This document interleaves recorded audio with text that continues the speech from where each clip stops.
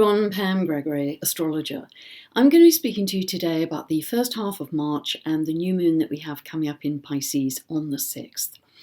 Now, I've mentioned in recent videos and in my newsletters that we really are going through quite a shift of endings and beginnings. It's the end of the old order, the end of this particular social structure, political structure, the way society is ordered in terms of strong centralised governments. And although that change isn't going to happen this month, it's going to happen over the next 2, 3, 4 years. And that is our big background context. And that's signalled really, certainly in the immediate future by, we have this whole series, we have 6 full moons that are, the first 5 are at 0 degrees of their signs. We've just had the 4th one. And then the final one in April is at 29 degrees of its sign. And 0 degrees, 29 degrees, beginnings and endings of signs, these are known as the power degrees. We are having some very big shifts in the outer planets. Chiron has just on the 18th of February moved into Aries. Uranus, I'm about to be talking about in a moment. Chiron has a 50-year orbit. Uranus has an 84-year orbit, and that is about to change signs, to go from Aries into Taurus. So those are big energetic shifts as well. And in addition to that, we have 2 pairs of planets. We have Jupiter-Saturn and Saturn-Pluto. And both of them are in what is known as their balsamic cycle. Jupiter is moving into a conjunction with Saturn, eventually in December 2020 in Aquarius. Saturn is moving to a conjunction with Pluto in January 2020 in Capricorn, but because they're in that final stage, just before they come to the conjunction, that is known as the balsamic phase, or the final stage, the ending stage of those cycles, which are very associated with society and political structure. So that's why I feel there are going to be so many changes with that. Now, we won't really start to see that happening in a significant way until that conjunction between Jupiter and Saturn in December 2020, and then eventually when Pluto moves into Aquarius also in 2025, we will start to see that on a much more widespread scale. So we're moving from vertical top-down social structure to much more horizontal structure of community. So as I say, if you can keep that in the background as I go through the detail over the months and years to come. Now, the big news of this month is that Uranus is re-entering Taurus on the 6th of March. It entered Taurus in May 2018 and it left and retrograded back to back to Aries in November. But it's going to come again into Taurus on the 6th of March and stay there for 7 years until 2026. So this is a very long-term transit. Now, they are an odd mix because Uranus, as I've talked many times, is the planet of revolution, awakening, shake-up, radical, sudden change. It wants to always shake things up that are stale and routine. It wants to bring more variety, bring in a higher level of being. But Taurus is really the exact opposite to that. It's fixed earth. It wants things to stay the same. It doesn't want any sudden change or shock or surprise, or just wants to keep things very steady. It's very representative of the Earth. So there's great tension between the planet and the sign here. And that really has led astrologers to believe that that is going to result over the next 7 years in extreme Earth changes. Now, already in 2018, while Uranus was in Taurus from May to November, we saw some really radical shifts in climate. We had one of the hottest summers on record in the Northern Hemisphere. We had record-breaking temperatures in many countries. And in fact, Australia recently has just recorded some of its highest temperatures ever, I think at almost 48 degrees. It's been really, really extreme. When Uranus entered Taurus in May 2018, we had the volcano erupting in Hawaii, and that went on for quite some weeks. So there's often a kind of signature event like that we may see again as Uranus moves back into Taurus on the 6th. because when it moved into Aries 7 years ago, it was in fact in 2011, the day it moved in, we had Fukushima, and of course we saw the Arab Spring, a social revolution at that time. So we should expect for the next 7 years, remember, these extreme Earth events to occur. That could be climate extremes of hot and cold. We also could expect to see more volcanic and earthquake activity as well. And for instance, another manifestation, in fact, two manifestations we've seen recently, are the rapid shift of the North Pole. Uranus always speeds things up. And the North Pole apparently has been moving much faster than it normally does. It's now heading for Siberia. And in fact, the authorities who take note of the location of the North Pole for the GPS systems have had to take those readings more frequently because it's moving so fast.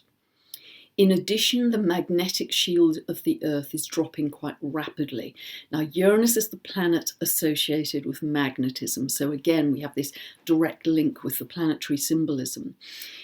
Now, that means that more galactic, more cosmic energy can come into our Earth sphere, and that is connected to, in part, some of the big shifts of consciousness that people are experiencing. And of course, Uranus is the planet of awakening, so we're seeing the connection to magnetism, seeing the connection to awakening in two very obvious ways here. So we should expect that sort of thing to continue, and they're going to be speedy and they're going to be unexpected very often. Agriculture and food production will be significantly affected because Taurus is the earth, it's agriculture, it's food production, it's our natural resources. So when Uranus comes in there, it's again going to shake things up. Now, I think the way this will work is there'll be a polarization. Uranus is linked to science and engineering, so we could see some of our food production being increasingly engineered, GMOs, etc. But because Taurus is to do with the natural simplicity of the earth and organic growing, we could see a big shift in that direction as well. And in fact, it's very interesting, again, I've written about this in my newsletters, how there are some big warehouses in Europe which are growing organic food, but growing them under different coloured lights because different plants and vegetables actually require different colours to accelerate their growth. So we're using technology here to benefit the growth of organic food. So all of that is going to, both sides of that are going to continue. And another interesting trend with this is Taurus is the sign of the bull. It's cattle. And there's been a marked drop in the consumption of beef and a big rise in veganism. And I think that also will continue. A lighter footprint on the earth will continue to happen. Banking, another big area. Taurus is connected to money, finance, the banking system, and that is going to be shaken up quite significantly. I mean, some obvious moves are the move towards cashless societies. That's happening as a real drive in many countries. There's Sweden, Australia, parts of China, and many people now barely use cash. They can do everything on their phone. They can do their banking, they can make their purchases, etc. So everything being digitized is another important theme here. Cryptocurrencies will continue to be very widely used, and that whole blockchain technology will probably increase. It's interesting, when Uranus last entered Taurus in 1934, that was when the US, France, Belgium, Netherlands and Poland took their currency off the gold standard. It's very interesting. So we might see some real revolutions in the value of different currencies. Again, that's Venus, the ruler of Taurus. And I think not only will the value of paper money change over these coming 7 years, but how much we value money will also change, because I truly believe over these next 7 years that our own individual values will change greatly. I think we'll shift away from permanent elements in society. Taurus is to do with permanence, keeping things as they are. So we may own a home currently for many, many years, maybe a lifetime. We may own a car for a very long period. As we move into this Uranus in Taurus phase for the next 7 years, I think that will certainly decline. I think people will be more interested in living in the collective, in communities, sharing skills without money having to be exchanged, sharing experiences, not having to have a car of their own, but just literally using their mobile to call a taxi instantly and off they go. So that trend will mean that the amount of land we need for parking our cars will be released. The decline in the consumption of beef I was talking about earlier, that can also mean that land is going to be more freed up, agricultural land. And what are we going to do with that then? There'll be quite a change in how we use some of our land. Housing, property, big changes coming in there. Uranus always speeds things up. So again, if we go back to 1934 when it was last entering Taurus, in America we had the President Roosevelt with his New Deal program after the Depression. And one of the parts of that New Deal was a massive series of building projects. How I think this is going to manifest now is speedy building, flat pack building, 3D printed houses, that sort of thing. Fast building, which houses are going to be much cheaper to live in, much cheaper to buy if you want to buy or rent, and that will undercut the value of the current property market. So it may take a few years, but it's another big trend that I see happening there. Another obvious trend is 5G.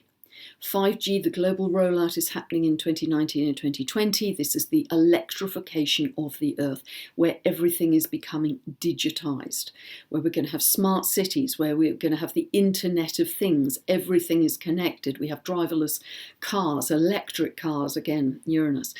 So this is going to be a very big move, and some people are welcoming that, some are not, because it's a very, very different frequency that we're introducing to our own individual frequencies and the frequency of the Earth, the Schumann resonance. So it may well be that over these coming years that new technology is developed to neutralize some of the effects of 5G.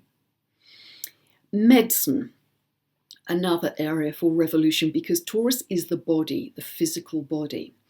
Now already microchips exist. This is a blend of technology and biology.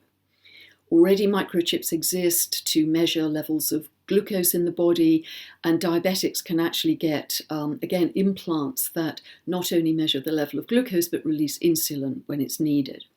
Many phones now, there are many apps available that you can have on your phone that actually read your biomarkers in your body. So those may shift again to, in the future, become microchips for the people that actually want their biomarkers constantly read. And I think, again, I'll leave that to your judgment whether you think that's a good idea or not. I personally would resist that, but certain companies, large companies, are insisting that their employees have a microchip inserted so they can open the office door, operate the coffee machine, etc. In Sweden, you can even have a microchip to buy your train ticket to make that process faster. So again, you be the judge about whether you actually want that or not. But linked to that, because we have Uranus still in this semi-square to Neptune up until April. Uranus about vibration, frequency, Neptune in Pisces about healing. So I think frequency and vibration as a mode of healing is going to become much, much more recognized. Sound healing is quite obvious. They're now operating. I've been posting various articles about Parkinson's being treated by literally a form of ultrasound. So sound waves, vibration, frequency is going to be, all of those things are going to be recognized as having strong healing ability. Now, if we link this with Chiron having just moved into Aries on the 18th of February, that is about taking responsibility for our own healing, having autonomous healing, having individualized health. And so again, putting this symbolism together, there are already computer programs where you just wear headphones and the program is able to scan your entire body, your whole system, and give you a readout of what's working well and what isn't. Not only that, but vibrationally, it then sends healing to you. So not only it diagnoses once you've got the program for free, but also sends healing. Now that could revolutionize medicine, the cost of medicine, the cost of various diagnoses of MRI scans, x-rays, blood tests, etc. So we're moving into a whole new era, which is actually very exciting for medicine. The other area that is likely to be affected, because Taurus is ruled by Venus, is clothes, fashion and beauty. Clothes, appearance, very much linked to Taurus. So again, thinking how Uranus is playing into this, it may well be that we start to develop clothes that reflect your frequency. They pick up on your vibration and let people walking towards you know what your mood is that day, because the colour of the clothes will change according to how your mood changes. Uranus is to do with rejuvenation, it's to do with youth, and Taurus, as we've said, is the body. So I think there are going to be many, many new technologies and devices to help us stay young for longer, to help us rejuvenate our systems. So those are just some of the themes that I think are going to be emerging over the next 7 years, but there will be more as well, for sure. Now, let's talk about the new moon in Pisces, because the same day that Uranus moves into Taurus, we have a new moon at 15 degrees and 47 minutes of Pisces on the 6th of the month. This is happening at 8:03 a.m. Pacific and 4:03 p.m. UK time. Now, a new moon is always a new beginning, so see where this falls for you, 15 of Pisces. And it's a beautiful, Pisces is a beautiful spiritual energy, very sensitive, very fine. The sun and moon, which are always together at a new moon, are tightly conjunct Neptune and Vesta. Vesta, the goddess of the sacred flame. So Neptune and Vesta are both at 16 degrees of Pisces, so an incredibly tight conjunction. And in fact, at this new moon, we have 5 planets in mutable signs. We have the Sun, the Moon, Neptune, and Mercury all in Pisces, and we have Jupiter in Sagittarius. Now, mutability, which I've talked about before, has this unbounded, divergent quality. So it is wonderful, and this is emphasised by the square between Neptune and Jupiter too.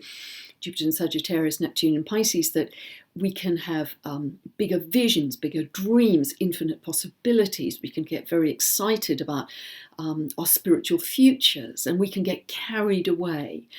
But equally, because there are no boundaries, we can get a little bit swept away by our enthusiasm, because a lot of mutability at any time can lack focus and discrimination. So it's very important that we kind of keep our feet on the ground with this as well. But it's a beautiful, beautiful new moon, a new beginning, that I'd like you again to set a new intention for what you want to manifest in your life with this new moon. But because the sun and moon are in this conjunction to Neptune and Vesta, it really is asking us to turn inwards, to follow our inner guidance, follow our heart, and see the earth as a sacred being where everything is interconnected. Jupiter is in Sagittarius. That's very much about the interconnection of all things in the earth. Very interesting that Jupiter is widely square, the Sun, Moon, Neptune, Vesta combination. But we also have Ceres in Sagittarius. So if we actually take the midpoint of Jupiter and Ceres in Sagittarius, it's at 16 degrees, which is an exact square pretty much to the Sun, the Moon, Neptune and Vesta. And Ceres, just to remind you, is the goddess of harvests and agriculture. So it's interesting that the day that Uranus is moving into Taurus, connected to the Earth, we also have Ceres involved tightly in a square in this new moon. And that may suggest that something is going to occur that is connected to the land or agricultural harvests or the earth in some way round about this time. It doesn't have to be exact on the 6th, but round about this time. So another big theme of this new moon is truth. because Jupiter in Sagittarius is all about the truth, my truth, what I believe. However, because it's square to Pisces, Pisces can be very idealistic, but it can be misled or muddled or confused or things not being clear. And the emphasis in Pisces here, because the shadow side of Pisces is secrets or people deceiving you or things that are hidden. And so at this time, there'd be a theme of what is true and what is not. What can you trust to be true and what can you not? And again, the message is very clear to turn inwards to that inner guidance. Sun, Moon, Neptune, Vesta in Pisces, turn inwards.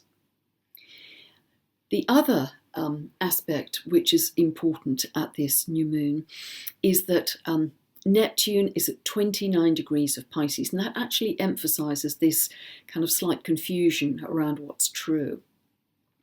It's stationary at this point, and because it's just about to go retrograde for the next 3 weeks, but it means it's in an out of sign conjunction, Mercury 29 of Pisces, with Chiron at 0 of Aries on the world axis.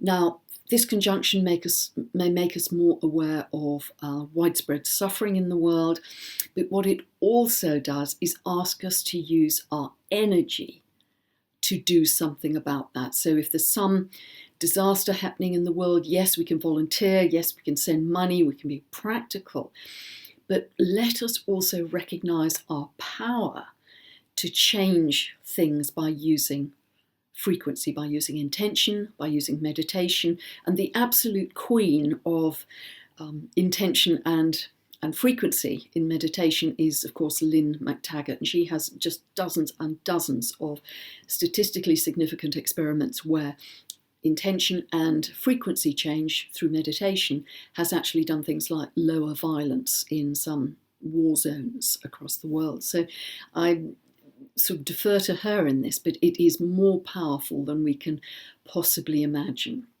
So again, recognising it's our internal power that is so important.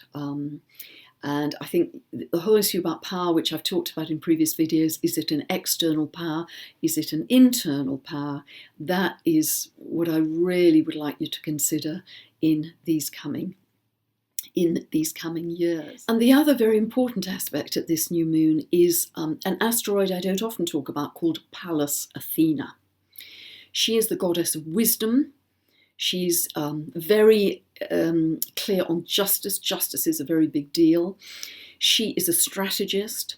What she's superb at is seeing patterns, seeing the bigger picture. So seeing patterns in data and detail. So Pallas Athena is often strong in the charts of mathematicians and astrologers because they're both dealing with a lot of detail, but they can kind of get a bird's eye view and see the overall patterns of meaning within that.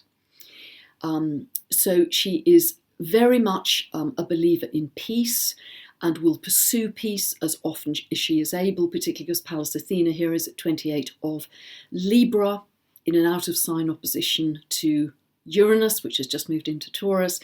And Pallas Athena is also therefore forming a T-square to the nodal axis, which means that her symbolism is very important at this time to be incorporated into our human evolution. Now, although she's a goddess, she actually has quite masculine energy, because if pursuing peace fails, then she will go to war. She's a warrior, and she's very successful at doing that. She is interested in the relationship and the power balance between men and women. And she can outmaneuver men because she's a very good strategist and has great wisdom. So it's very interesting that this T-square is happening when just quite recently, if we look to America, we had the blue wave and many, many women being elected to power at this time. I think that's fascinating as a manifestation of this very important square, T-square in fact, between Pallas, Uranus, which is about equality, freedom, squaring the nodal axis, which is about our future collective evolution. So a great deal going on. If you don't know where these aspects are in your chart that I've talked about today. Please check out this link appearing above here. It takes you to my store. You can buy a 2-part video series which will explain the answers to that "what does it mean for me" question.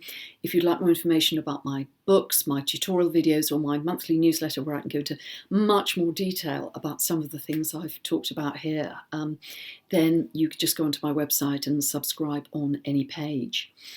There's just one final thing that I'd like to say about the move of Uranus into Taurus as well. It is very, if you think of the keywords for Taurus, they are I possess, I own, I possess. Not only will house ownership, car ownership be shaken up in the way I've described, but when Uranus last entered Taurus in the mid-30s, that was 1934, that was at the time that Hitler was coming to power. And of course he had his philosophy of Lebensraum, living space for the German people. So it is very linked to extreme views and autocratic governments. So the Uranus in Taurus is going to reinforce the Saturn-Pluto South Node conjunction in Capricorn, which is about strong might makes right top-down governments. So we're going to go through a period of that, but ultimately, as I said earlier in the video, we're going to come out of the other side and move to a much more equal society eventually. So a great deal going on, but hope you've enjoyed this big update this time, and thank you so much for listening, and don't forget to set your intention for the new moon in Pisces coming up on the 6th of March. Bye for now.